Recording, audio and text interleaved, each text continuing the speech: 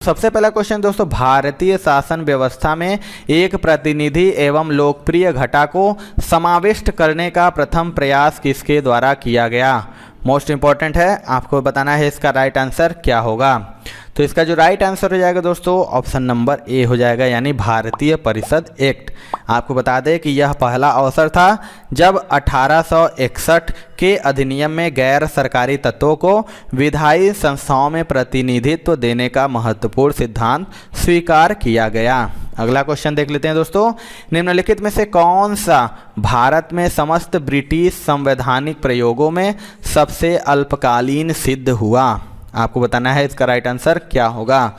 तो इसका जो राइट आंसर हो जाएगा दोस्तों ऑप्शन नंबर सी आपको हो जाएगा, पिट्स इंडिया एक्ट 1784। आपको बता दें कि भारत में समस्त ब्रिटिश संवैधानिक प्रयोगों में सबसे अल्पकालीन पिट्स इंडिया एक्ट 1784 था, क्योंकि इसके शीघ्र बाद ही 1786 ईस्वी का संशोधन एक्ट तथा 1793 में चार्टर एक्ट आ गए थे। अगला क्वेश्चन देखते हैं दोस्तों, विभिन्न धार्मिक संप्रदायों तथा अन्य दलों द्वारा प्रदर्शित की गई अलगाववादी प्रथा निम्नलिखित में से किसका विशिष्ट लक्षण था। मोस्ट इंपॉर्टेंट है, आपको बताना है इसका राइट आंसर क्या होगा। राइट आंसर हो जाएगा दोस्तों ऑप्शन नंबर बी, यानी भारत सरकार अधिनियम 1919। आपको बता दें दोस्तों कि वर्ष 1909 के भारत परिषद अधिनियम द्वारा मुस्लिमों के लिए पृथक निर्वाचन मंडलों का प्रावधान किया गया था, जिसे वर्ष 1919 के भारत सरकार अधिनियम के द्वारा सिखों पर भी विस्तारित कर दिया गया था। अगला क्वेश्चन देखते हैं, संविधान सभा के सदस्यों ने भारत के संविधान का प्रारूप तैयार किया था, वे। अगला आपको बताना है इसका राइट आंसर क्या होगा। तो इसका राइट आंसर हो जाएगा दोस्तों ऑप्शन नंबर सी, यानी विभिन्न प्रदेशों को विधानसभाओं से चयनित। आपको बता दें कि भारत के संविधान का प्रारूप तैयार करने वाली संविधान सभा के सदस्य विभिन्न प्रदेशों की विधानसभाओं के सदस्यों द्वारा अप्रत्यक्ष रूप से निर्वाचित किए गए थे। अगला क्वेश्चन देखते हैं दोस्तों, इनमें से कौन जुलाई 1946 में गठित संविधान सभा के सदस्य नहीं थे। मोस्ट इंपॉर्टेंट क्वेश्चन है, मैक्सिमम बार रिपीट भी हुआ है दोस्तों। आपको बताना है कि ये इनमें से कौन थे जो कि जुलाई 1946 में गठित संविधान सभा के सदस्य नहीं थे। तो इसका राइट आंसर हो जाएगा ऑप्शन नंबर सी, यानी महात्मा गांधी। आपको बता दें कि जुलाई 1946 में बनी संविधान सभा के सदस्यों में महात्मा गांधी नहीं थे। अगला क्वेश्चन देखते हैं दोस्तों, भारत की संविधान सभा के अस्थायी सभापति थे।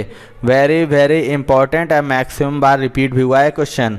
आपको बताना है इनमें से संविधान सभा के अस्थायी सभापति थे। तो इसका राइट आंसर हो जाएगा दोस्तों ऑप्शन नंबर ए, यानी श्री सच्चिदानंद। आपको बता दें कि 9 दिसंबर 1946 को आयोजित संविधान सभा की पृथक बैठक में डॉक्टर सच्चिदानंद सिन्हा को अस्थायी सभापति बनाया गया था, और डॉक्टर सच्चिदानंद सिन्हा ने ही संविधान सभा के उद्घाटन अधिवेशन की अध्यक्षता भी की थी। अगला क्वेश्चन देखते हैं, संविधान का मसौदा तैयार करने वाली समिति के अध्यक्ष कौन थे। 4 ऑप्शन है, बताना है कि जो संविधान का मसौदा तैयार करने वाली समिति के अध्यक्ष कौन थे। ये भी वेरी वेरी इंपॉर्टेंट क्वेश्चन है।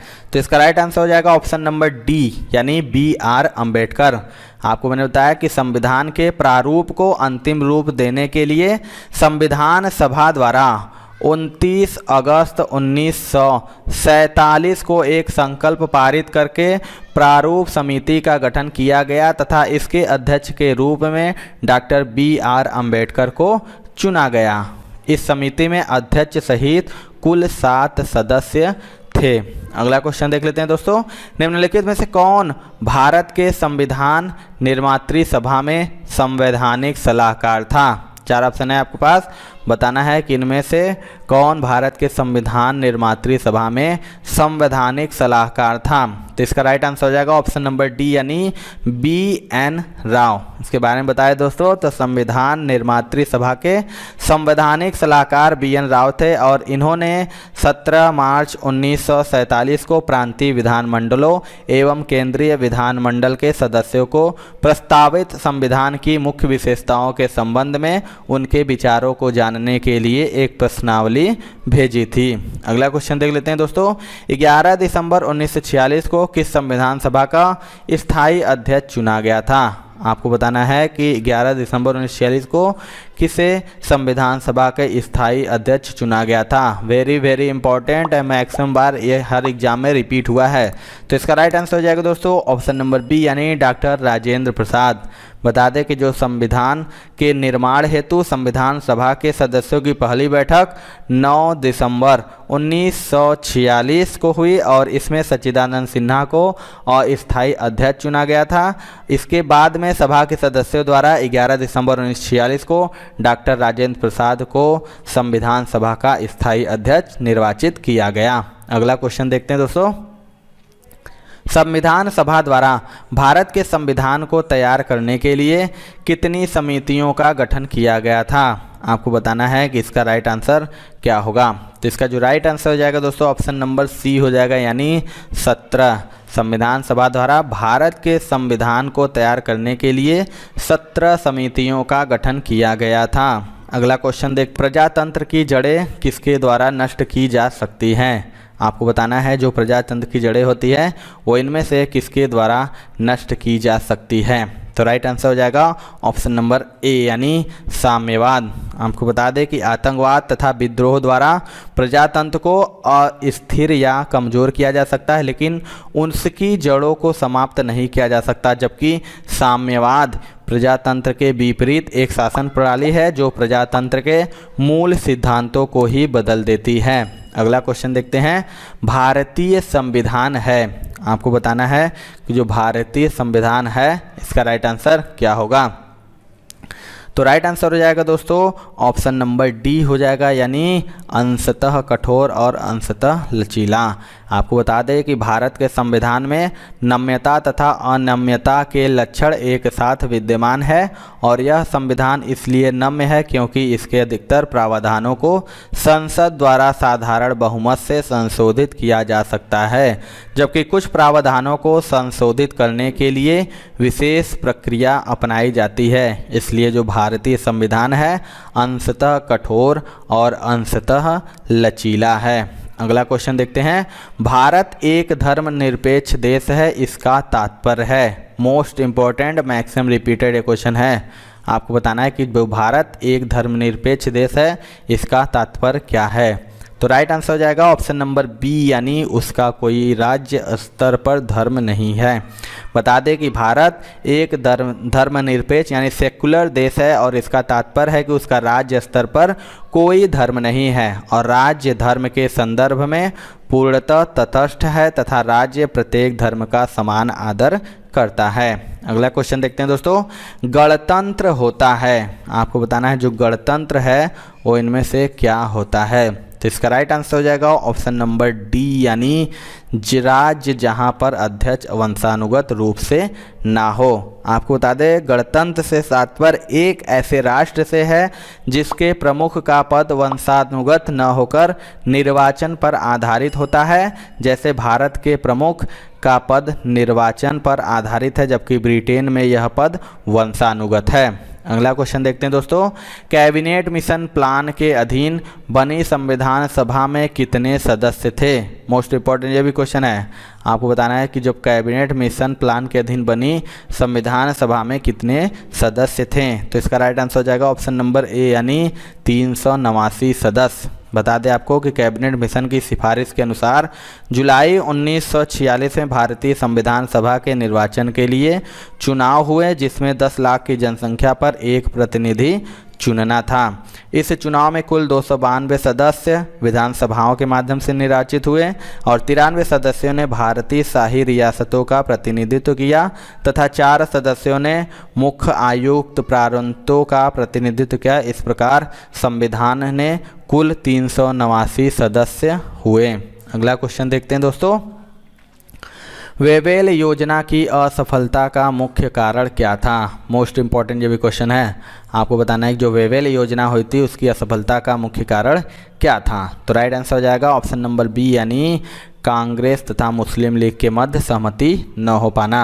आपको बता दें दोस्तों कि 25 जून से 14 जुलाई 1945 के मध्य भारत के तत्कालीन ब्रिटिश वायसराय लॉर्ड वेवेल द्वारा शिमला में बुलाए गए सम्मेलन में वायसराय काउंसिल में भारतीय सदस्यों को नियुक्त करने का प्रस्ताव रखा गया। कार्यकारिणी में मुस्लिम सदस्यों की नियुक्ति के मुद्दे पर मतभेद के कारण वेवेल योजना असफल रही और वेवेल ने 14 जुलाई 1945 को सम्मेलन की विफलता की घोषणा की थी। अगला क्वेश्चन देखते हैं दोस्तों, भारत का संविधान 26 जनवरी 1950 को प्रख्यापित किया गया क्योंकि? मोस्ट इम्पॉर्टेंट आपको बताना है कि जो भारत का जो संविधान था वो 26 जनवरी 1950 को प्रख्यापित क्यों किया गया। तो इसका जो राइट आंसर हो जाएगा ऑप्शन नंबर डी हो जाएगा, यानी इनमें से कोई नहीं। आपको बता दें दोस्तों कि जो भारत का संविधान था वो 26 जनवरी 1950 को लागू किया गया था, क्योंकि लाहौर अधिवेशन के लिए किए निर्णय के अनुसार 26 जनवरी 1930 से 26 जनवरी के दिन को स्वतंत्रता दिवस के रूप में मनाया जाता था। अतः इस दिन की महत्ता को रेखांकित करने के लिए ही संविधान को 26 जनवरी 1950 को लागू किया गया तथा इसे गणतंत्र दिवस के रूप में मनाया जाने लगा। अगला क्वेश्चन देखते हैं दोस्तों, संविधान के निर्माण में निम्न में से कौन सा दल शामिल नहीं था? मोस्ट इम्पॉर्टेंट ये भी क्वेश्चन है, आपको बताना है कि संविधान के निर्माण में कौन सा दल शामिल नहीं था। तो इसका राइट आंसर हो जाएगा ऑप्शन नंबर डी, यानी हिंदू महासभा। इसके बारे में बता दें तो साम्यवादी दल भारतीय स्वतंत्रता को वास्तविक स्वतंत्रता नहीं मानते थे और वे इसे कांग्रेस को सत्ता का हस्तांतरण मानते थे, परंतु वे संविधान के निर्माण में शामिल थे। कम्युनिस्ट पार्टी तथा छोटे समूह व स्वतंत्र 15 सदस्य, मुस्लिम लीग के 73 सदस्य और भारतीय राष्ट्रीय कांग्रेस के 208 सदस्य संविधान सभा में शामिल थे, परंतु हिंदू महासभा का कोई सदस्य संविधान सभा में शामिल नहीं था। अगला क्वेश्चन देखते हैं, निम्नलिखित में से कौन सा दल भारतीय संविधान सभा से संबद्ध नहीं था? आपको बताना है कि इनमें से कौन सा दल है जो संविधान सभा से संबद्ध नहीं था। इसके पहले मैंने इसका आंसर बताया है, तो इसका राइट आंसर हो जाएगा ऑप्शन नंबर बी, यानी हिंदू महासभा।